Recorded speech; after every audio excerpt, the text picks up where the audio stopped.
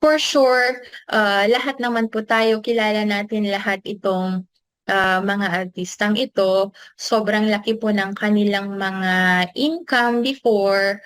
Pero one thing is hindi sila nakapaghanda para sa kanilang mga healthcare. And for sure, 'di ba? Kung maaano po natin, kahit sobrang laki yung ating sahod, kung hindi po tayo nakapagtabi para po sa ating mga healthcare, is unti-unti po nating maibebenta kung ano po yung mga ininvest po natin. So kailangan po talaga is step by step na yung alkansya po natin is malagyan po natin para kung nagkaroon po tayo ng matinding sakit or nagkaroon po ng financial crisis in the near future po, is nakahanda po tayo. Hindi po ganun na basta masisira or matutumba po yung ating financial house. Stable po siya. Sabi nga po ni Chris Aquino dito, please consider health insurance for your family. It's a good investment po. Sa mga rich people po, ang pagkakaroon po ng healthcare po ay isa pong investment. Kasi napakahalaga po talaga na meron po tayong healthcare.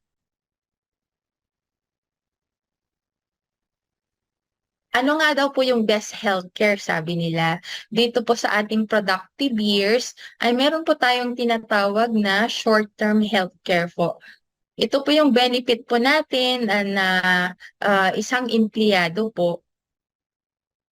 So, andito po yung Coco Life, Insular, PhilCare. So, lahat po ito maganda. Pero ito po ay during our productive years or employment years lang po.